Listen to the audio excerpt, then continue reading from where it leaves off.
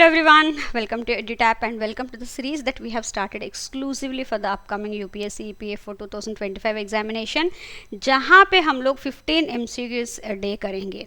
So उसी के तहत आज हम लोग करने वाले हैं सोशल सिक्योरिटी एक्ट से एक topic, the employees compensation act 1923.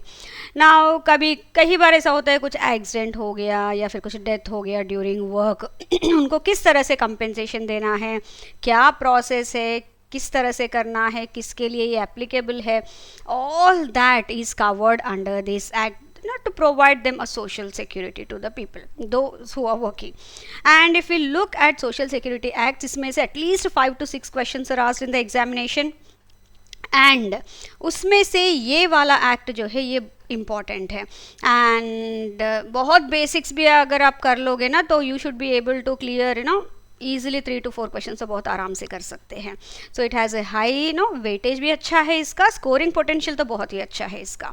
ठीक है, so with this let me start today session. So before that एक छोटा सा अनाउंसमेंट है from EduTap, where EduTap has come up with a comprehensive guide book for all those preparing for UPSC EPF examination. क्योंकि बच्चों को कई सारे doubts होते हैं कि एग्ज़ाम किस तरह से है, क्या है, मतलब इसका एग्जामिनेशन पैटर्न क्या है, सिलेबस क्या है, उसमें फिर कौन से इंपॉर्टेंट टॉपिक्स है, that in simple term decoded syllabus, and previous year questions क्या है. तो इसमें along with all the queries that you might be having related to this examination, the guidebook is also going to provide you with the solved previous year questions जो आपके पूरे journey को बहुत smooth कर देगा. सो आई सजेस्ट और advise और request you to please ये इसका लिंक डिस्क्रिप्शन बॉक्स में ऑलरेडी है, आप उसको क्लिक कीजिए एंड इसको डाउनलोड कर लीजिए.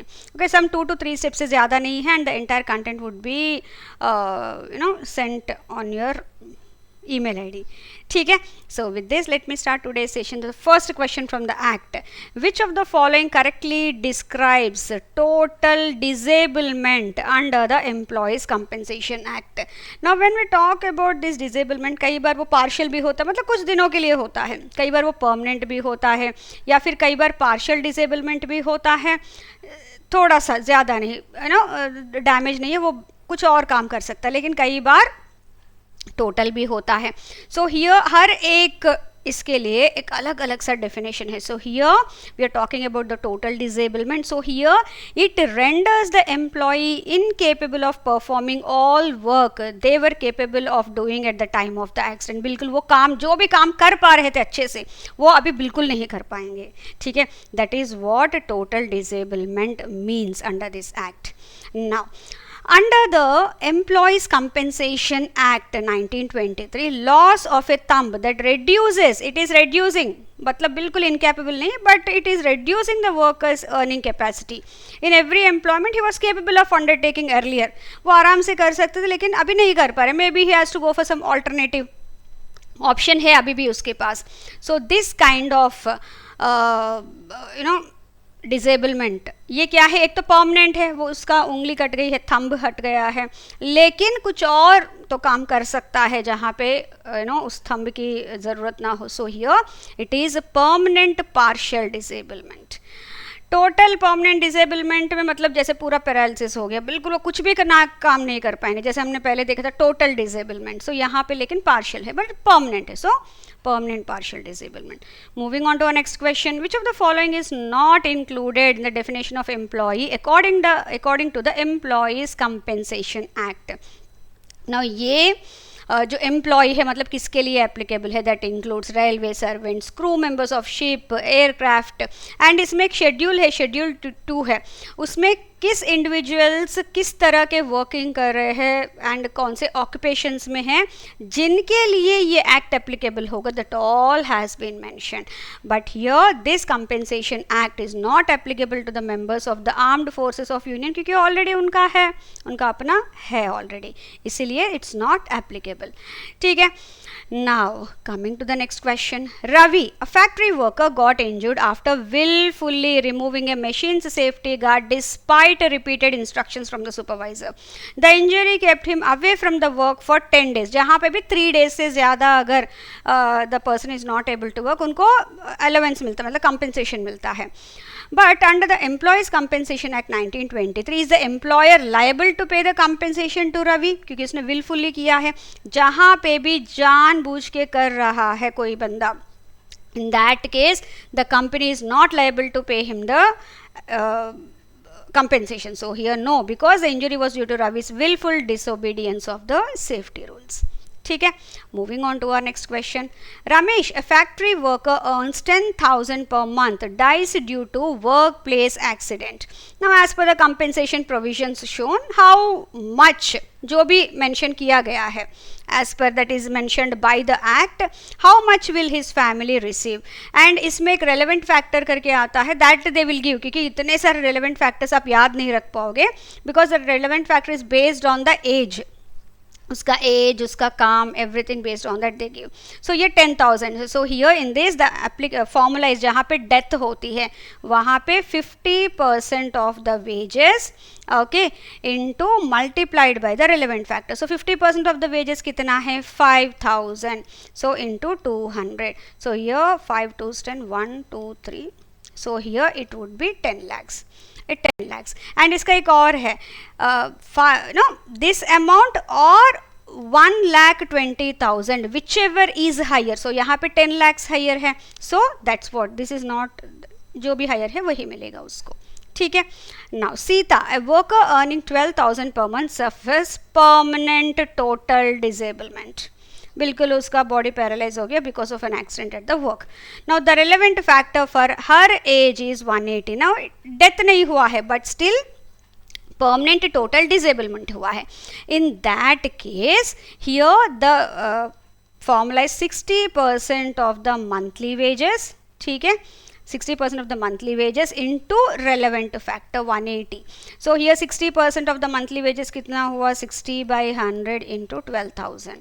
So here, so 12 6 are 72 1 2 7,200 into 180. So this will come to 12,96,000. ये मैंने ऑलरेडी कैलकुलेट किया था.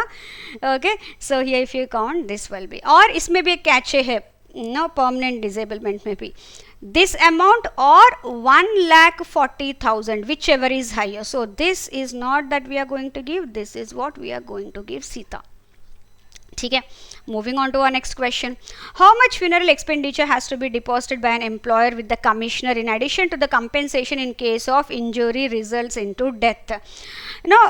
इसमें जो commissioner है under this act, whatever the amount जिसको देना है, that has to be deposited by him in case of death. अगर death हुआ है तो. So here जब death होता है तो compensation तो हम देते ही हैं, along with that उनको funeral expenses भी देना पड़ता है employer को. That also the employer has to deposit with the commissioner and that is 5,000, up to 5,000 कर सकते हैं. ठीक है. Moving on to our next question.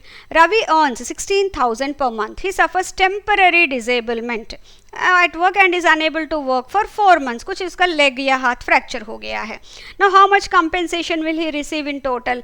जब भी ऐसे temporary disablement होता है because of which the person is away from the work for a certain period of time, in that case 25% of their monthly wages should be given for all the time that he is not able to work. So यहाँ पे 16,000 का 25% कितना है? 4,000. For how many months he was not able to come? 4 months. So into 4, so it would be 16,000. ठीक है. So that much the employer has to give. Moving on to our next question. An employer failed to pay compensation within 1 month of it becoming due. Generally जब भी due होता है immediately पे करना पड़ता है उनको डेथ में. ओके, एंड नॉर्मली जो भी केस है immediately because उनको ज़रूरत है. सो जब भी पेपर वर्क सब हो जाता है, जिस दिन पेपर वर्क पूरा कंप्लीट हुआ उसी दिन, मतलब immediately that amount has to be paid. So but here उसने पूरा वो होने के बाद भी 1 month तक of it becoming due जिस दिन से हुआ है. So he didn't pay that without showing any valid reason also. कोई वैलिड रीजन भी नहीं दिखा रहा था. Now what maximum penalty can the commissioner impose in addition to the arrears and the interest? एक तो जो arrear है उसके ऊपर interest भी लगेगा, उसके ऊपर penalty भी लगेगा, and that penalty is maximum of 50% of the outstanding. जितना भी outstanding, अगर 10,000 outstanding है तो उसका 50%, 5,000 एक्स्ट्रा देना पड़ेगा. एक तो 10,000 उसका इंटरेस्ट एंड ऊपर से जो 1 मंथ का इंटरेस्ट लगेगा वो, एंड ऊपर से ये 50% ऑफ दैट, इतना देना पड़ेगा. ठीक है. Moving on to our next question. When an employee dies due to an injury, how should the compensation be paid as per the rules? अभी मैंने डिस्कस किया था. Directly to the dependents, no. Directly to the wife or eldest family member, no. Paid partly to the dependents, no. The entire amount has to be deposited with the commissioner, who will then distribute it to the beneficiaries. So बाद में जब commissioner के पास वो amount immediately जब हुआ है ऐसे immediately the amount, क्योंकि whenever it is due immediately they have to say, so they have to pay, so immediately that would be deposited with the commissioner and फटाफट जो भी पेपर वर्क करना है, and then the commissioner would in turn will get that handed over to the bereaved family. ठीक है. Moving on to our next question. When the compensation under the employees compensation act 1923 has to be paid with in 1 month of due date, no. 3 months, बिल्कुल इसमें time ही नहीं देते. As soon as it falls due. ठीक है. सो immediately उनको सारा work करके दे देना पड़ेगा, what ever the paper work. ठीक है. Moving on to our next question. Ravi, a factory worker, met with an accident on 1st Jan 2023, but he did not inform his employer file a claim. Later he files a compensation claim with the commissioner on 20th March 2026. The employer objects, stating that the claim is not valid. So what will be the commissioner's decision? Okay. So पहले नहीं गया है तो अभी गया है. So here whenever any accident happens, always within 2 years the claim has to be submitted. So यहाँ पे the claim is invalid because it was not filed within 2 years from the accident. So यहाँ पे the commissioner also will say the same thing कि this is invalid, क्योंकि 2 years से पहले मतलब for 23, 24, 25 1st Jan 2025 तक उनको देना, 31st you can say December 2024 तक 2 years कंप्लीट हो जाएंगे. ठीक है. Yes. Moving on to our next question. Under the employees compensation act, with in what time must a claim for compensation be filed if a ship is considered lost at sea with no survivors? मतलब अब उनके nominee से उनके hair से legal hair है. In that case अगर ship बिल्कुल कोई सर्वाइवर नहीं है एंड समंदर में खो गया है, in that case with in 18 months from the date the ship is assume loss. अगर कैप्टन बच गया है या कोई सर्वाइवर्स बच गए हैं, in that case with in 18 months they can, sorry with in 1 year they have to claim. Okay. Otherwise अगर पूरा शिप डूब गया है तो with in 18 months they can claim that amount by the legal hair कर सकता है वो. ठीक है. Under the Compensation Act, Employees Compensation Act, if an aircraft is presumed lost with no survivors, within what time must a claim for compensation be filed? Actually, when we talk about either on sea or in air, दोनों cases में same है. मतलब अगर completely aircraft is presumed lost, मतलब वो अभी नहीं आया है, मतलब मिला ही नहीं है, कोई सर्वाइवर भी एक्सपेक्टेशन नहीं है, in that case within 18 months they can do. But अगर कोई सर्वाइवर है या फिर कैप्टन है, इन दैट केस 1 year के अंडर दे कैन क्लेम. ठीक है. सो यस, दोनों में सेम है, 1 year and 18 months.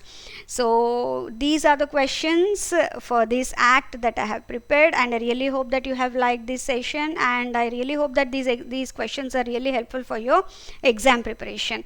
And before winding up, एक छोटा सा announcement भी है again from the EduTap, wherein they are offering 3 kinds of courses for all those students who are targeting the upcoming UPSC EPFO, both APFC and AOR EO 2025 examination. Now ये 3 तरह के courses क्या है, ये different students के requirement के हिसाब से इन्होंने लॉन्च किया है. एक तो है मास्टर कोर्स, जो है जैसे कुछ बच्चे चाहते हैं कि पूरा कंटेंट एक ही जगह पे मिल जाए सारे सब्जेक्ट्स का, क्योंकि इस एग्जाम में कई सारे सब्जेक्ट्स है, उसमें से क्वेश्चंस आते हैं. सो इसमें सारे सब्जेक्ट्स वो ले सकते हैं, पूरा कॉम्प्रिहेंसिव कोर्स है. एंड इसमें पूरा content will be provided in the form of PDFs, आपके लाइव सेशंस रिकॉर्डिंग वाले होते हैं, एंड चैप्टर क्विजेस होते हैं फॉर योर प्रैक्टिस एवरीथिंग. ठीक है. नाउ दूसरा है स्पेशल सब्जेक्ट्स कोर्स. ना बच्चे जब एग्जाम्स के लिए प्रिपेयर करते हैं, कई बार ऐसा होता है कि कई सारे 2-3 एग्जाम्स ऐसे देते हैं एंड कई सारे कॉमन सब्जेक्ट्स भी होते हैं, जैसे क्वांट्स हो गया, रीजनिंग हो गया, इंग्लिश हो गया, बिल्कुल कॉमन है सारे एग्जाम्स के लिए। सो बच्चे को लगता है कि मैं खुद वो कर सकता हूँ, लेकिन कुछ ऐसे स्पेशल सब्जेक्ट्स होते हैं जैसे कि IR and labour laws, industrial relations and labour laws, या फिर अकाउंटेंसी है या पॉलिटी है। अब ये कुछ स्पेशल सब्जेक्ट्स है जो दूसरे एग्जाम्स में आते ही नहीं है, तो बच्चे चाहते हैं, कई बार होता है कि उनको वही एक कोर्स चाहिए होता है। In that case, they can take up such courses here, and in that course they'll be having they'll be provided with all the content about that special subjects course in the form of live sessions, in the form of PDFs, in the form of quizzes etc, so that उनका बिल्कुल full proof preparation हो। And तीसरा आता है test series. Now ये वो course है जो कई सारे बच्चे होते हैं जो पूरा प्रिपरेशन अपने हिसाब से कर लेते हैं, but they want some mock test जो इनका रियल एग्जाम का फील भी दिलाए एंड ऑल्सो उस तरह के क्वेश्चंस भी अटेम्प्ट करने को मिले। दिस वे वो अपना रिविजन भी कर सकते हैं एंड अपना प्रैक्टिस भी हो जाता है, for which they scout for that. So ये उनके लिए द बेस्ट है, wherein you will get the mock test जो बिल्कुल रियल एग्जाम का फील भी दिलाएगा आपको एंड उसी लेवल के क्वेश्चंस मिलेंगे यहाँ पे। So these are the 3 courses, and इसके कुछ भी डाउट है रिलेटेड टू द कोर्सेज और the course offerings correctly being run, you can always reach out to the team on this number और you can mail them on this number and get your doubts clarified. Moreover ये जो video है इसके description box में भी सारे details mention है, and if you want to go through the directly site पे भी जाना है तो आप साइट पे भी जाके ये कोर्सेज का पूरा इंफॉर्मेशन लेके अपना डिसीजन ले सकते हैं, ठीक है। And thank you very much for being अभी तक आप जुड़े हुए हैं in this class, thank you very much, and I wish you all all the best for your examination and see you all soon with the next video very soon. Thank you very much once again.